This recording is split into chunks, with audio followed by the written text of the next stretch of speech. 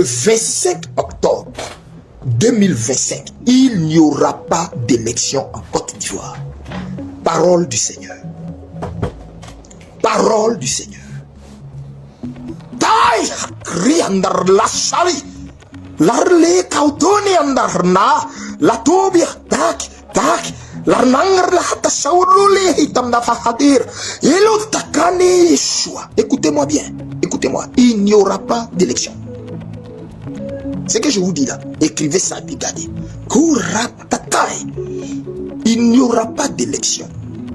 Il n'y aura pas d'élection. De vous le dire comment? Laissez les jours, laissez les minutes, laissez les heures qui passent, qui s'écoulent. Vous saurez qu'il y a un prophète en Côte d'Ivoire. Vous saurez qu'il y a un prophète en Côte d'Ivoire. Je dis, le 25 là, il n'y aura pas d'élection.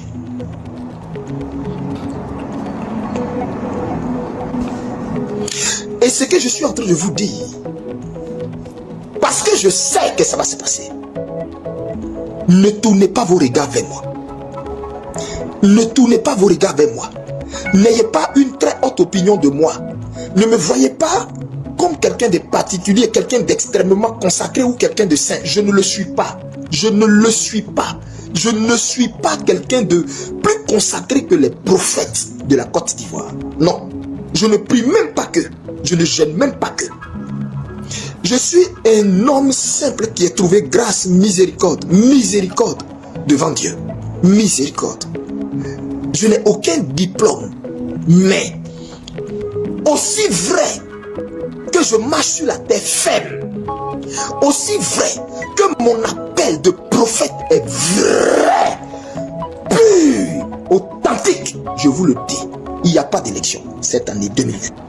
Alassane Dramane Ouattara, on ne lui mettra pas la chaîne qu'on met au chef d'État élu.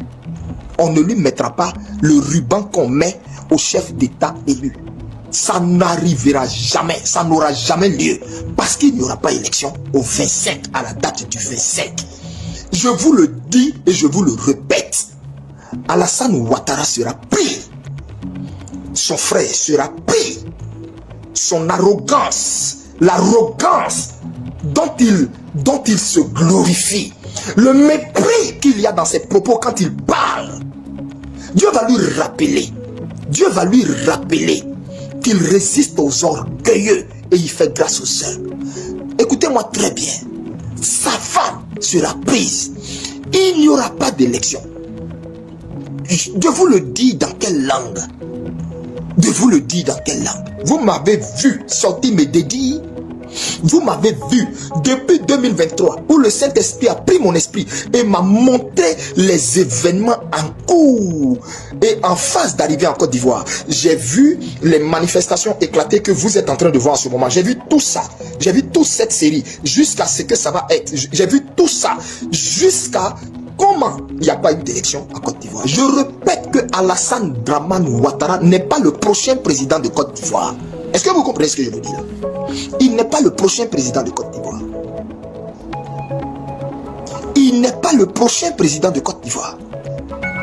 C'en est fini pour Alassane Ouattara.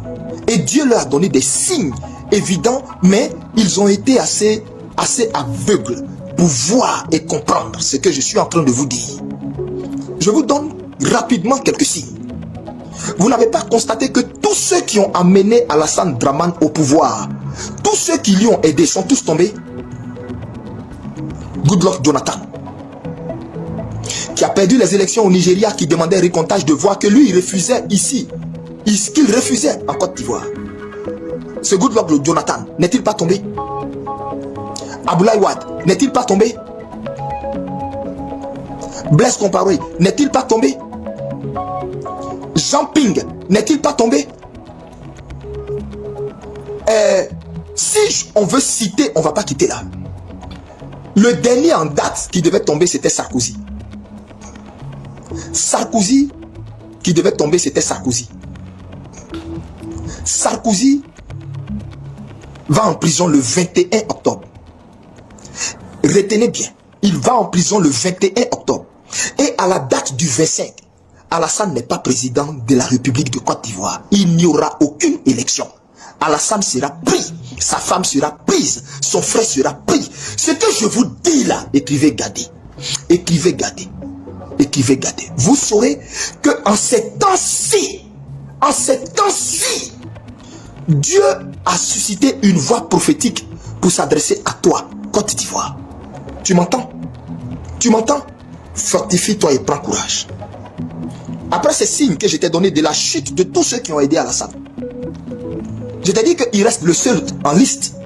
Sa chute est actée. Sa chute là, elle est actée. Sa chute n'est même pas un arrêté. Sa chute, je répète, n'est pas un arrêté. Sa chute n'est même pas une volonté parfaite. Sa chute n'est même pas un décret. Sa chute est une souveraineté absolue. Dans la dimension prophétique, il y a des degrés. Et je vous ai cité quelques degrés des dimensions prophétiques. Il y a l'arrêté, il y a la volonté parfaite, il y a des décrets, il y a la souveraineté absolue. Et je vous dis, j'ai assisté au conseil divin. J'ai pris part pour vous, Côte d'Ivoire, j'ai pris part au conseil divin. Par grâce, par pure grâce. J'ai écouté tous les délibérés du conseil. Et je vous dis et je répète, Ouattara n'est pas le futur président de la Côte d'Ivoire. C'est pas un arrêté. C'est une souveraineté absolue. Une souveraineté divine. Absolue. Vous comprenez ce que je vous dis? Donc que votre cœur soit en paix.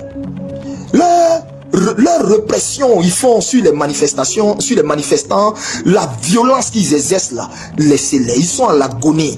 Et lui-même il le sait. Et où je vous parle, actuellement sa santé fébrile de plus en plus, de jour en jour, de jour en jour, de jour en jour, sa santé fébrile, ça ne va pas.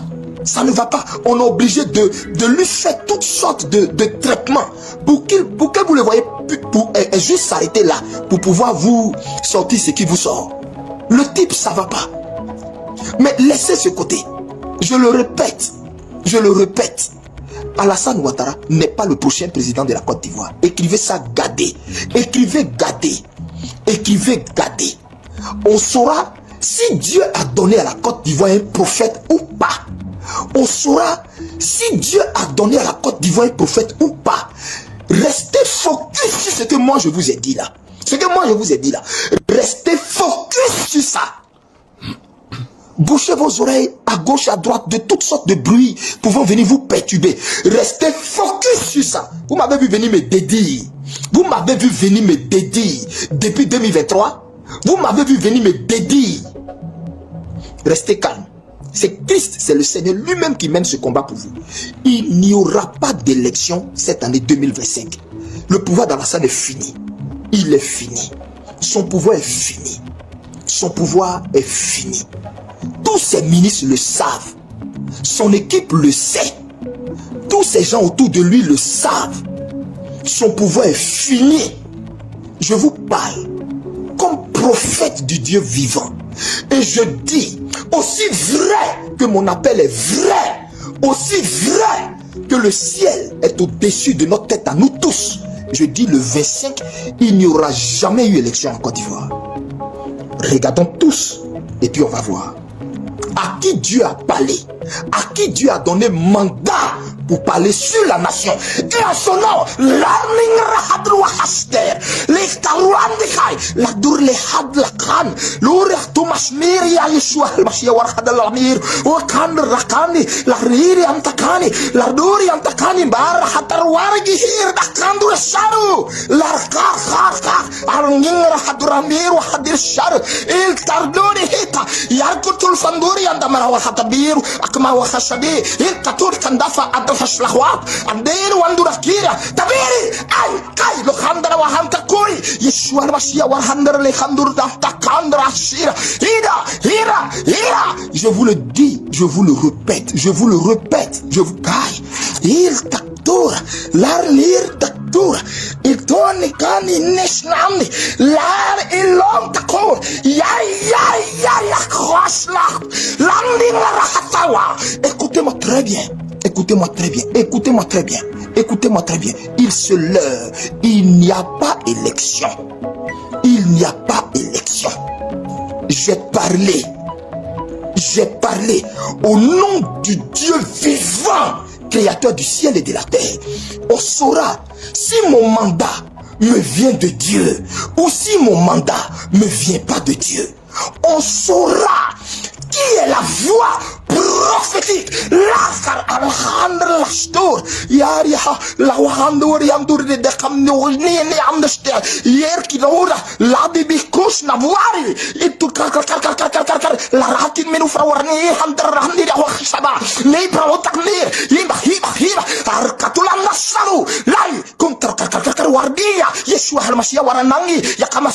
La prière tout kando farwar kando la ster. Ira tau takaba yak makamashmadu ibras takte yai isuria. Écoutez-moi très bien. La kuriaka. Écoutez-moi très bien. Écoutez-moi très bien. Soyez en paix. Soyez en paix. Ivoiriens, soyez en paix. Soyez en paix. C'est Dieu qui mène votre combat. Ils avaient prévu un génocide. À la vérité, c'est ça. Ils avaient prévu un génocide. Ils avaient caché des armes. Ils avaient prévu un génocide. Mais Dieu est en train de les dribbler. Dieu est en train de faire tomber à l'eau leur plan. De toute façon, eux, ils voyaient et ils pensaient la chose là. C'est pas comme ça, c'est en train de se passer. Donc, du coup, eux, ils sont là. Dans leur calcul, c'est pas comme ça. Ça doit se passer normalement. Oh, je suis en train de vous dire là. Je vous dis que le Seigneur Jésus-Christ a brisé ce pouvoir. La main du Dieu très haut, le Dieu d'Élie, par l'esprit d'Élie, je parle. Et je vous dis, le Dieu vivant que je sers, le Dieu vivant que je sers a brisé ce pouvoir. Il a ébranlé ce pouvoir. Et je termine en vous donnant ce signe qu'ils n'ont même pas pu apercevoir. Ce autre signe, le jour de l'ouverture de la campagne qu'ils ont commencé, où vous avez vu, je sais plus, les manifestants, les Ivoiriens voulaient manifester le 11 décembre, et du moins le 11 octobre, et ils ont fait une répression barbare, etc. Et vous avez vu, lui-même, ce même jour était en campagne à Daloa. Vous avez constaté que la pluie, le ciel sur lui à Daloa était noir, obscur, mais, excusez-moi, obscur à telle enseigne que vous n'avez pas idée. Le ciel était obscur, des grondements de tonnerre, une pluie s'est déversée sur eux. Et il y a un fait qui s'est passé. Ils ont pris, tout le peuple qui était là a pris une chaise et ils ont tous mis chacun leur chaise sur leur tête. Vous savez ce que ça symbolise? Spirituellement parlant, vous savez ce que ça veut dire? Mystiquement parlant, vous savez ce que ça veut dire? Spirituellement parlant, vous savez ce que ça veut dire? Traditionnellement même parlant, vous savez ce que ça veut dire? Un roi parle, un chef parle, le chef parle et il y a l'orage au-dessus de sa tête, d'une violence, la pluie qui tombe, on entend des tonnerres et le peuple qui écoute enlève leur chaise en bas de tout le monde à l'unisson, unanimement, comme si quelqu'un leur avait passé le mot. Eux tous enlèvent leur chaise et ils mettent sur leur tête. Si vous avez la séquence là, si vous avez cette vidéo là, prenez cette vidéo là et puis partagez-la pour montrer ça aux gens. Ils n'ont pas compris que ça c'était un langage grave. Ils n'ont pas compris que prendre une chaise, soulever ça en bas de soi et puis mettre ça sur sa tête pendant qu'un chef parle, pendant qu'une autorité parle, pendant qu'un roi parle, ils ne savent pas le sens prophétique de ce qui s'est passé. La chaise, spirituellement, c'est quoi? La chaise, spirituellement, représente le trône. La chaise, également, représente la stabilité, l'équilibre. La chaise, je répète, spirituellement, représente le trône. La chaise représente le trône. Écoutez-moi bien, lui-même, quand il s'assoit là, il s'assoit sur une chaise. Et la chaise représente le trône. La chaise représente un soutien. La chaise, c'est l'équilibre. La chaise, c'est le soutien. La chaise, c'est un appui.